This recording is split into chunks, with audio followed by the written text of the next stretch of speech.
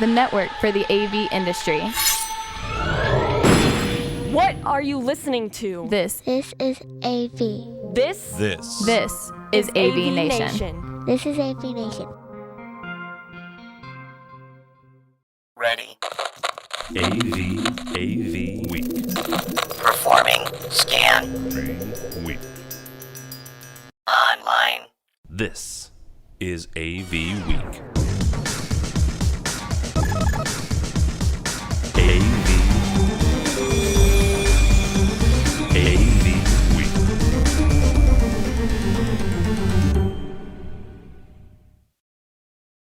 Audio in Florence piazzas, but all the restrictions. Yeah. Can't drill, can't clamp, can't do this, can't do that, can't do this, can't do that, and they came up with it. And it really does sound remarkable, and it's a pretty little product. I mean, I have a whole list more, but that was some of the stuff that really impressed. Yeah. Don, Mr. Tucker mentioned LG. Did you see what there. I saw? Oh, yeah. I was there. Okay. I was there. So for those that are first-time watchers or first-time listeners, Mr. Tim and I are long-time OLED fanboy, fangirl. We've been waiting, at least I have been waiting for this technology to develop to the wall size for at least 10 years now, and just waiting to get it in my living room. And when I went over to the LG booth, I had everything said don't touch, but I just wanted to pet it. Or stick it in my bag. George mentioned the super thin double-sided OLED, which was amazing, just beautiful. Over in the consumer side, which we sell commercial, but I am a consumer, and I found my TV over there that Mr. AV Don has to purchase for me pretty soon. But 65, and they're getting a 73, 75 inch 4K OLED, beautiful, super thin, sexy. I want it in my living room right now. TV. So I'm excited about that, as you can tell. I did a couple of shoots here at the show, one for our friends from Display Note, looking at their montage and listening to their lovely Irish accents. Love those guys. I also took and went over to Silicon Core.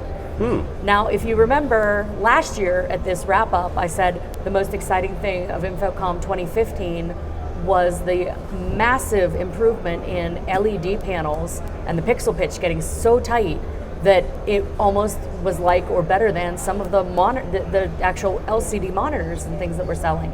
And Silicon Core is one, they've actually redeveloped the technology underlying LEDs. I think they call it common cathode versus the technology that all the rest of them use. So it's a proprietary thing, and it's allowed them to get down to a 0.95 pixel pitch on an LED wall. And it's a lot lower energy usage than the regular LED wall technology, and it's a lot cooler than the other LED technology. So they're putting them in boardrooms, they're putting them in training centers, and it is just a beautiful looking image. So I did a shoot there. Other fun things I saw, I managed to get to the Innovation Pavilion this year. Good. In fact, I was there for their awards, and the two companies that won the awards, Realive and DICOM, I believe. If those names are wrong, I apologize. Check my Twitter feed because I tweeted out the pictures of them getting their awards, but they have some fantastic products. I liked a product called Come Here. I mean, I may be pronouncing it wrong, but it's COMHEAR, and it's basically just a little sound bar that goes under your monitor, but it uses directed array to make, basically it's a surround sound, but with one speaker. Wow. It fools you, and they had a demo going in the Innovation Pavilion that was phenomenal. So, little things like that. There's a company out here in the regular part of the floor that basically created giant e-ink, basically like a giant Kindle hanging on the wall that's a virtual flipboard. It's Quirk. Yeah, Quirk Logic. Quirk Logic. E-ink. And it was very cool use of e-ink, and to do flip charting without using a whiteboard. It saves everything on a native memory as well as to the cloud or wherever you want to send it. And can distribute it. Yeah, right? and it can distribute it. And you can, if you have these panels hanging in different offices, you can connect them, and what you draw in one meeting room, it'll show up in the other meeting room. Wow. So that you can have simultaneous meeting on distant locations. Distributed collaboration. Yeah, it was a fantastic, cool thing. I was like, those are giant Kindles hanging on the wall. And it saves, and you can access them through their cloud service and all that other stuff. Now they're not shipping technically till the end of their fiscal year. So who knows when that is, but it could be January, February. Yeah. But it looks pretty impressive. There's a little bit of lag. There's still a little bit of latency stuff going on with them, but it's there. But the question is, how much of that lag is the actual product, and how much of the lag is the crazy overuse of Wi-Fi in this insane building? So well, they were hardwired. I checked. Yeah. Okay. He admitted it's still an issue, but I mean, they want to get down to 60 milliseconds, which will get you to feel like you're a resistive touch panel. Right. So I was quite impressed. I've sent Michael Shinnon. He was like, it's an interesting idea. It will replace the whiteboard if they could be successful. It would be a good option. Yes. Clive, you guys made good use of our booth for a couple of days.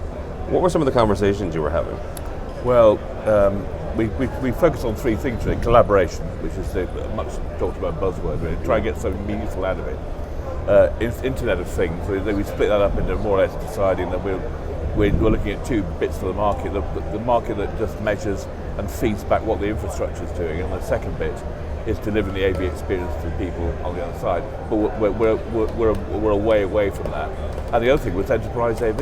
How strategic is AV this time? Part of the market, apart from huddle rooms, is going much more strategic in the way it's managed and so on. On the same distribution. This show has been a show about big displays, silicon core leading the pack by a long way, fantastic fine pitch stuff. And amazing, we saw the LED from LG, OLED from LG a year ago, and it's just amazing. It must be a nightmare to produce that stuff. See all the great glamour stuff on displays, but underlying that is a really serious part of AV, which is the distribution end, which is what we need to take that further and talk about where the infrastructure is going, and that's what we focus on. Okay. What did you? I mean, you obviously have been on the show floor. So what were one or two things that you? Well, I've said obviously silicon core stuff is amazing. The LG OLED wallpaper we saw about a year ago. They've taken quite a long time to deliver it. Nightmare to manufacture. Walking down the middle of the strip in Vegas, it's amazing how sudden the displays are extraordinary. But they're all popping in a 45, 50 degree heat, aren't they? But that's amazing down here. Amazing display-led stuff. So. Stereoscopic stuff from the Chinese manufacturers coming out with, I think, some major mall technology, which we'd love to see in the UK. I think it's wasted technology. We could really be transforming our shopping areas with this stuff. How expensive it is, how reliable it is, I don't know. But we're a bit conservative in the UK about this stuff. And it's nice to come to America and the US, where we're seeing it. We saw it at CES, and we saw on a big scale what this stuff can do, and we should be doing. The Sony booth too. Did you see the Sony booth? Yeah, it's amazing. I can't figure out. And Matt and I were talking about this. We don't know, and they won't tell us what the panels are. I don't know. I know that Uniloom has something similar, and I saw their thing. Like a 1.6 or 1.9 pitch. But it was, the impressive as all get out. The Chinese really come back with some stuff, haven't they? It's really big offering from the Chinese everywhere. Really up there. But Silicon Core's still a lead with amazing stuff, I think. Still fantastic 5-pitch stuff. Don, Clive makes a good point. There have been a number of consolidations and purchases and outright buys, where to the point where there's not a Japanese display manufacturer, flat panel manufacturer left. Right, with the exit of Panasonic and the purchase of Sharp. What does that mean? I mean, did you feel that impact here at all?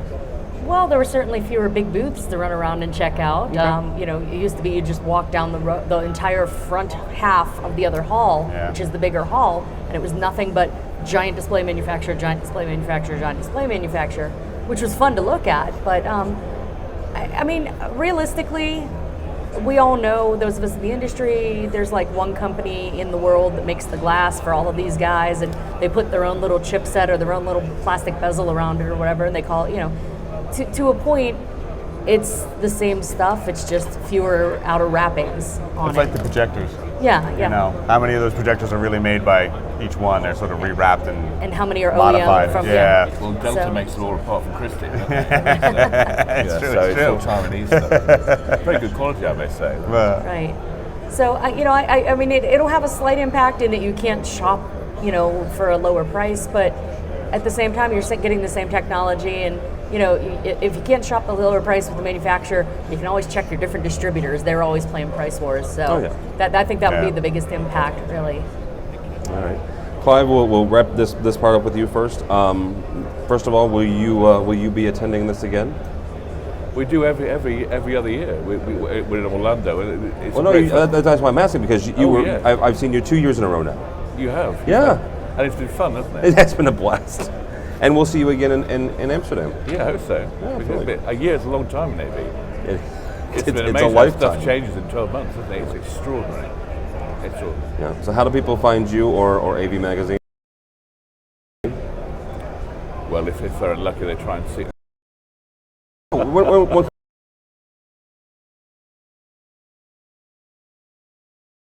the AV Awards? It's remembering. Of course, you know, our judging is on July the 8th. And of course, everybody is thinking about InfoComm when they come out here, so it's always a bit tight on it. We have now oversubscribed our awards from last year at entries. So it's a major rush to get. When they get back from InfoComm, they get all the last minute entries in. So we're overdone now, and we have about nearly 30 categories now. So it's really gone nuts. But you know, it's good. And it's nice to see the different use of AV. It's quite a rich variety of people this year. So it'll be interesting to go through it all. And AV Interactive is the website? AVinteractive.com, yeah. All right, thank you, sir. Mr. Tucker, how do people find you, sir? If it's social media, it's that Tucker2s. That's about it. And AVNation, commercial integrator, higher ed tech. Those places. All right, Ms. Mead. Well, if you're looking for me corporately, it's net-av.com. NetAV is our integration firm. Myself, you can find me on most of the social networks at AVDawn. And you can always find me on AVNation here, hosting the AV Social Show with the fabulous prize-winning Kelly Perkins and a variety of guests. One thing, AV, absolutely, you're totally blind. AV Magazine was nice enough to let us use their booth at ISE in Amsterdam. Came back from there. Thank you, sir, so much. Okay. We came back from there, and I called up a couple buddies, and one of them was Hanan from PrimeView, and I said, hey, look, here's a picture of what AV Magazine had in their booth. I want to do the same thing. So he got to working, and we put some things together, and he made some calls, and we got this very nice PrimeView display wall in our booth. He made another call, and we got a broadcast desk, which was very nice. And so VizRT and PrimeView work together. We also have some Harman speakers in here, so very cool. And Chief Mounts holding all this wonderful stuff up. So, all right, coming up next, this is going to be trouble, but Mr. Paul Zealy, how are you, brother? Just fine. Paul Zealy from Harman, by way of AMX. In my last appearance at InfoComm 16. Wow, I feel special. Thank you for coming, sir. Mr. Brock McGinnis from Westbury, how are you, sir? I'm exhausted. I'm sorry, buddy. I'm sorry. But other than that, just fine. And the one cool thing about Brock is if you attended the show, you saw a bigger than life-size picture of him over at the commercial integrator booth, gracing the side of their booth. So I got my signed copy of CI. Really? For Brock. I don't have a signed copy of that. I had to bring it to him. It's not You had like to he pay him presented too, it to didn't me. you? Yes, I took him home in a limo last night. Yeah. Oh, they well, yeah, that was. And Harry Mead from NetAV. Hello, sir. Hello, how are you doing? I am well, man. I'm tired. Okay. Just like lot. the rest of us. Fitbit says I'm at like 60 miles this week. Probably. Actually, I want to start with you, Harry, because so here's the thing. One thing that Harry does that I find is interesting. Harry does something he calls a swag hunt, and the swag hunt sounds kitschy and a little bit kiddish on the front of it, but it actually has an economic reason. So, how was your swag hunt this year? What is your swag report, and why the heck do you do it? Well, it started out because I like free stuff, but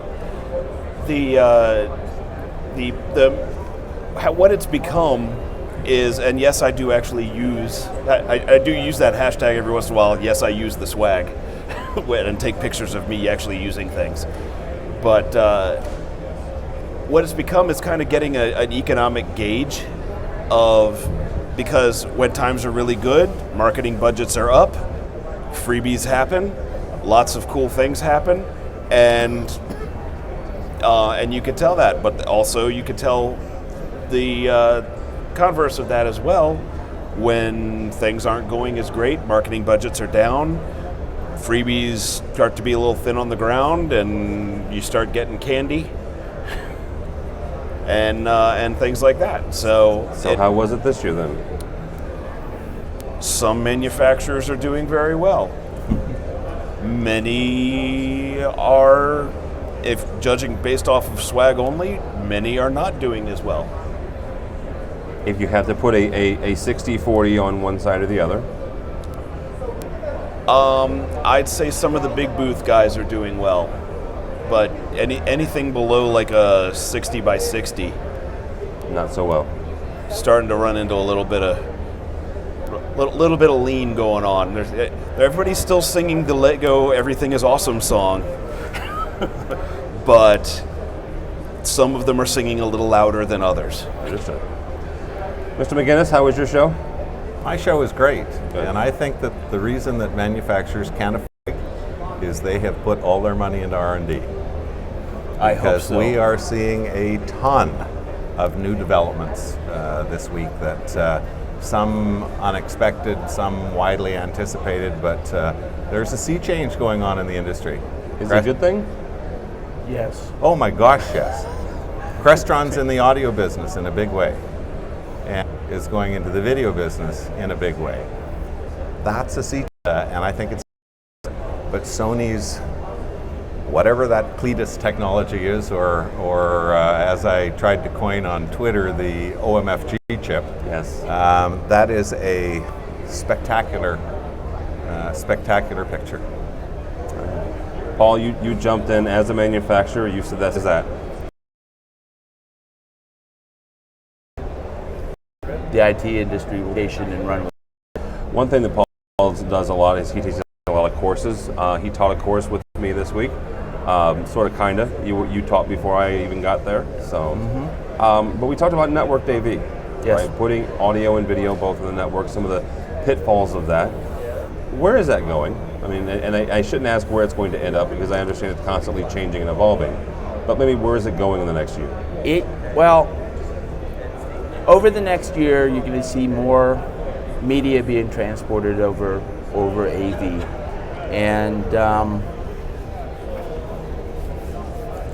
when I say media transporting, there is a change in the application from what we have always called streaming and IPTV, or the cast to real-time media. Every other booth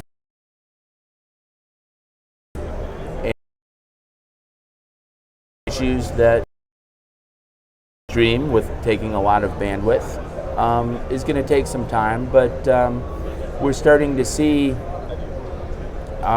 really good quality, really immediate low latency video going across existing gigabit networks that are well planned but are specifically designed as AV networks. And I think we'll see more of that, and it will go that way in the future. And that's a natural evolution. I think we'll start to see more hybrid devices. That right now we tend to see discrete boxes for streaming versus discrete boxes for HDMI switching. I think we'll start to see more hybrid boxes that meet both the room and the wide area needs, very much like we see boxes with mixtures of HDMI and HD-based-T for different types of transports. The issues that will solve that are the same issues we always have. The first generation products have big hot chips in them, and you can't squeeze them tightly together in a box, but the nature of technology is it improves and the size and heat load falls down. So I think we'll see a gradual evolution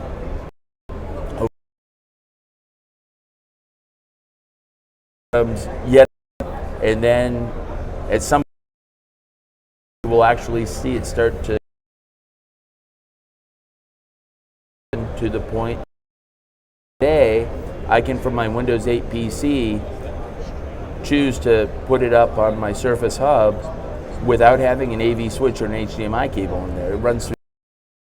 That's going to be an interesting thing, or the number of boxes will go away. That doesn't mean the value is not still there. That doesn't mean the application is not still there. It just doesn't look the same. And the parts I'm struggling with is how to keep that money sticking to us and not have it go to Microsoft. Right. So Brock, Carrie, as the integrators on this couch, how does that change what you do? We have to be IT. We have to be able to go in and speak the language, be fluent, be able to based things like a lot of these that are coming through now. It's like, okay, I just need a XYZ switch, and I can do video from room to room with very little issue if I've got just this box in this room and this box in that room. And they weren't doing any network-based anything. They were doing old school projector wall plate, maybe a switcher if it's got some extra stuff in it, and knock that out, and that's just not going to cut it anymore.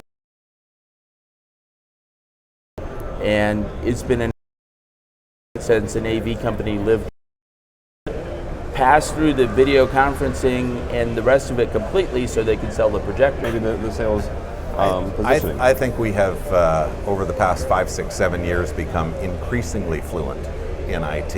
And we don't even talk about that anymore. Yeah. That is has occurred. This is not something we need to talk about anymore. Margins have changed, products have changed. That's what we're going to do. We're going to provide the level of service that IT has become accustomed to getting, and they will pay for it, which we love. Because facilities never wanted to pay for service. They wanted to pay for a service call.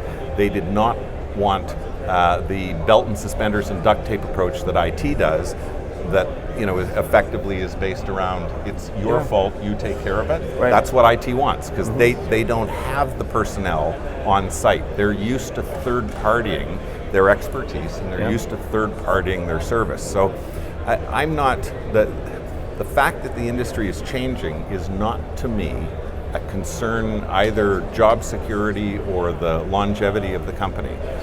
If you didn't stop selling projectors for a living, if you sold, for example, smart boards, and another sea change occurring in the industry where smart sales dropped to the point where their business was no longer sustainable, and they had to and they got purchased, and they had to effectively be taken over by another company in order to keep the doors open. So there are a lot of integrators that that's all they did. Smart boards.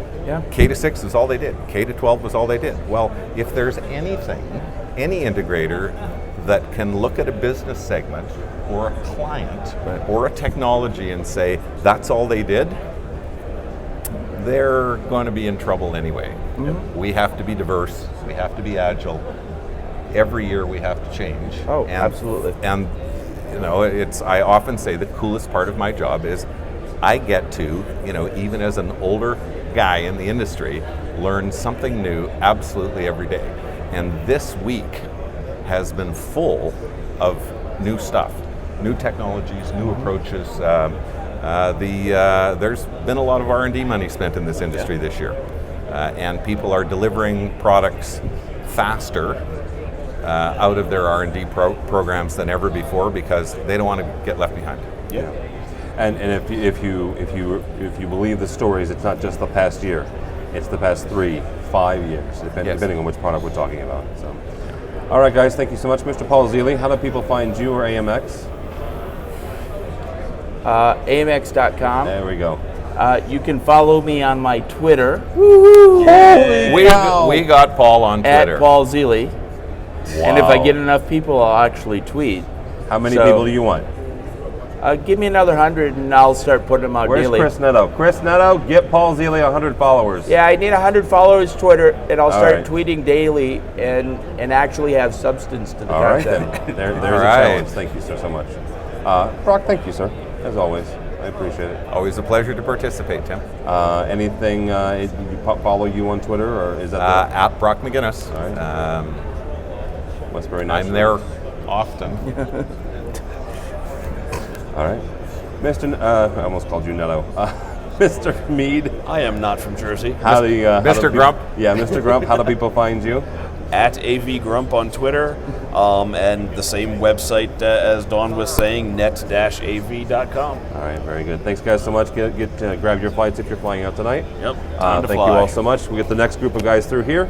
As they do that, another thing that Brock mentioned, the Crestron DSP. That was interesting. That was one of my interesting ones. Crestron, and I told them this is not new. The DSP that they've had to date was in their DMPS. Not the greatest DSP in the world, but it was functional. The things that they released allowed you to that they released this week allows you to click certain aspects of the DSP, drag it into VT Pro E, which is their graphic builder, and magically creates pages. So I'm kind of excited about that. Be excited, but we'll have words about whether or not it's ready for prime time. You are muted there. I don't care. All right, we'll have words about whether it's ready. Let's introduce the next victims. Mr. Award-winning young AV professional, Josh Schrago. Oh, thank you, Tim. Congratulations, buddy. Thank you very much. Yeah, it's it was a little overwhelming of an honor. It's, we do something digitally and we don't always get a response, so you don't quite know what the reaction is going to be, and then all of a sudden I was honored with the award, and it never really quite hit me until they called my name, and it was all, you sort of heard the response, and that was when it sort of like, oh wow, what we're doing is making a difference. We're moving the needle. We're doing things, and it felt really good. Good. Yeah, well deserved. Frank Coletta, thank you, sir. My pleasure. How was your show? Show's been fantastic. If I look good, it's only on the outside. Tired and strung out on the inside, but all for the right reasons. Yeah. And my buddy and pal and new host of State of Control, Mr. Steve Greenblatt. How are you, sir? Doing great. Good. How are you? I'm with Frank. Tired, strung out, waiting for my coffee to get here, and we'll go from there. You know what, Steve, we'll start with you on this. Steve is the head of Control Concepts, independent programming company. I had Steve go do a couple of booth tours for us on purpose, right? One was a company called Global Cache, which the Global Cache does as peripherals to connect. Basically, they take things that aren't IP and makes them IP, right? The other one, though, was Kramer and their control system. You can give me your take on those or anything else that you saw this week. Sure. Well, the sad thing that I will bring up is that there's a lot of push towards less programming, and that I always get the question: is your purpose going to go away? Are products going to not need programming anymore, or are you scared by the marketing that there's no programming in this product, or they're pushing no programming required? And the simple answer that I say is that those projects aren't the projects that we typically would work on anyway, and there's always going to be the complex systems.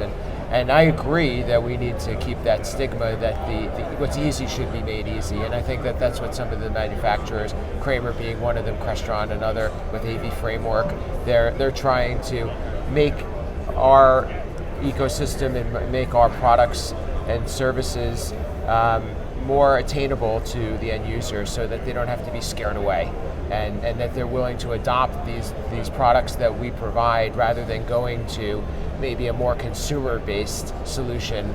And And that's a good thing because we rely on having that backbone, and we rely on having the platform, and so huddle rooms and simple boardrooms and a straightforward video conferencing system should be easy and no-brainer. But you always are going to look at the complex multi-purpose rooms. You're going to look at having to have consistency across an enterprise. That's a lot of what we are looking to do as a skilled programming resource. The cloud is a big thing right now, and I think that's where a lot of we see a lot of things headed, and it's great that more and more manufacturers' equipment are programmable. Yeah. Frank, what's a couple of things that you saw this week that have knocked your socks off? Well, we finally cleared the 1,000 exhibitor point. Okay. And I would, since we're in Vegas, I'll bet that at least 500 of them are showing either AV over IP or collaboration. If I had $50 for every booth that had the word hub in it, or huddle, I'd have probably $100 in my pocket. So I think between AV over IP and collaboration solutions and the variety of those, I think that by far stands out. Possibly only second to the proliferation of AVB at the show. Okay. At the mic level, certainly at the processing level with Biamp and others. I think that's really big news as well. Probably those three things. Mr. Award winner. You're not going to let that go for a little while, Not until next year. Not until there's another one. Fair enough. What's your biggest takeaway? What do you see this week? The little time I got to spend on the show floor, it was a little different this time for me. I wasn't looking necessarily for the bright and shiny. The bright and shiny was pretty, but there were the large crowds there, and I ended up finding little nuanced things that would make my job easier or allow for little features to improve upon systems that are currently going out. One of the coolest features I saw was a future, it's not out yet, but a future product that's going to come from Evertz, where you have a transmitter receiver for video over fiber, but in addition to that, they're going to put USB in, so that way, if somebody walks up to a lectern and it's a guest or it's somebody that's not high tech, they can actually connect USB directly to the laptop that's presenting, and then take it over from the technician location, so that way they can support them that way, as opposed to, oh, I can't get onto the Wi-Fi. Oh, okay, well, great. Here, plug that USB cord in, and I will get you connected. So it's a KVM extender almost. It's KVM extension for support aspect built into transceiving video and audio. So over fiber, and that's just, I thought that was really cool. And the latency on that is going to be almost zero. The latency is practically nothing. And then on top of that, just table boxes and things that previously I didn't go and look at as an engineer for an integrator, because I was thinking of making my systems work and less about making them pretty and integrating into architecture fields. But moving over to the consultant field, I'm looking at mounts and I'm looking at table boxes and going, that's really cool, and this is shallower, and I can use this in this application, and having those kinds of conversations was it was a very different show for me from that perspective. Is that because of your move over to being a consultant? Yeah, because of moving over to the consultant, while the engineering of these systems is still very, very important, and what I get paid to do, I also get paid to look at the table boxes, which I wasn't doing before. I wasn't as concerned about, and I don't want to call it ubiquitous, but mounts and table boxes aren't the bright and shiny things that people come to the show to see necessarily. No, but they're important. But they're very, very important, and the little things that go with that allow us to create a much more engulfing experience, because it's cohesive as somebody walks into the room as to how they're going to utilize it. And that's extremely important in the way that we design AV systems. Steve, what's your biggest takeaway from this week? I always am the one that doesn't talk about the hardware. I'm going to tell you the conversations and the enthusiasm and the optimism. I think the fact that we're really embracing the network, and we're also starting to think about what we do as more of IT solutions. And that's a good thing to see. I think that we're collectively doing that as an industry. Frank, either as a member of InfoComm or as your company? What's your takeaway this I'll week? give you a quick on both. From the InfoComm level, the threshold of 1,000 exhibitors and the record-setting attendance, especially in Vegas, because we usually get a little more in Florida. Did you just say record-setting attendance? That's what we're aiming towards. Now, I didn't feel the final numbers yet. Did you hear different? No, I just thought you gave us the final number. No, I did not. I did not. That was completely unofficial. Breaking. It's only quarter 3. You're still I think counting Mr. the Grimes ballots. might have a conniption. We were on breaking. target. Okay. To have a record, and certainly we usually get a little less out in Vegas than we do in Florida, so that's good. So I think, but the other important thing is the 1,000 exhibitors. That's the first time we've crossed that. So the fact that we added 60 or 70 new exhibitors, I think, is important. It's indicative of the change in our industry and the new things that come to the market. Often consultants will tell me, go to the big booths. The big booths are going to come to us when we get back home. Go to the people that are developing, people like right across the way here, Utelligy, a small company that's making big waves. That's the people we need to seek out at the show, because Crestron and Extron and everybody else is going to come see us when we get home anyway, and we're never going to lose track of that. So that's that. And then on the personal side, cloud-based solutions along with the AV over IP proliferation is just it's staggering at this point. I think it's past mature and in high gear right now. All right. Mr. Strego, you'll have the last word here.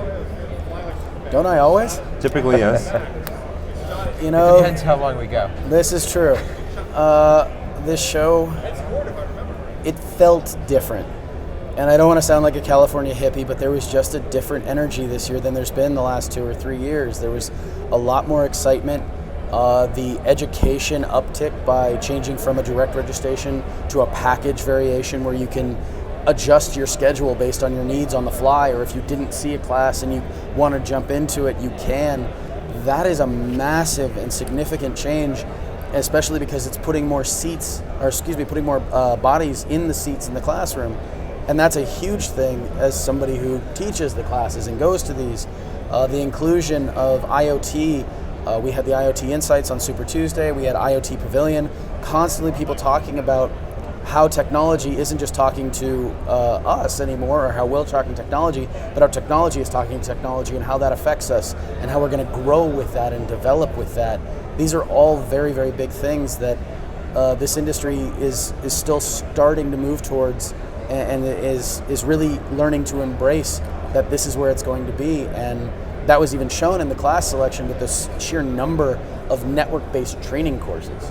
There was a lot of them this year, and they were all very full from my understanding.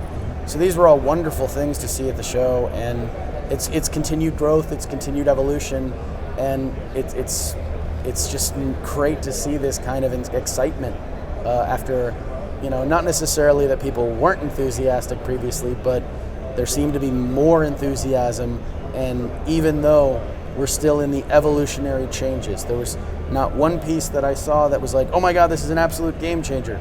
But we are still evolving, and everyone is starting to get behind that evolution as we roll towards our next progress. All right. That's a good way to end it. Thank you so much, sir. How do people find you? You can find me on Twitter at JSrago, SRAGO, LinkedIn, or you can email me at josh@avnation.tv. Very good. Frank Collada, thank you, sir. It'd be my pleasure, and you can find me just via our website. It's easy. www.simcoinc.com. Very good. Mr. Greenblatt, thank you so much, sir. Thank you. How do people find you or Control? So find me on Twitter, Snapchat, which is been very big at this, good. See, Strego, even Greenblatt's on Snapchat. Yeah, I'm on Snapchat. I even Steve took over Greenblatt. InfoComms. Yes, I saw that. That's Very Steve good. Greenblatt, and our newly released and newly branded website, controlconcepts.net. So please check that out. Very good. All right, gentlemen, thank you so much. That's going to do it for the first hour. Don't go anywhere. Are we streaming? Okay, so don't go anywhere. Don't stop the stream. We're going to take a small break, but this will be the end of the first episode, live from InfoComm 2016. Go by the website, though, if you would please, avnation.tv, avnation.tv. You will find this program, a host of others, and a host of new hosts. That gentleman right there, Mr. Steve Greenblatt, is the new host of State of Control. We recorded our first program of EdTech with a new host. A young man by the name of Bill O'Donnell is taking over that program. Resi Week has been taken over by Matt D. Scott. By this time next week, I will be out of a job. So, Anybody want to hire an over the hill? I don't even know what the heck I am anymore. So where do we find you? Yeah, exactly. What do you think? Yeah. But AVNation.tv. Thanks so much for watching. Thanks so much for listening. This has been the first hour of AV Week from InfoComm.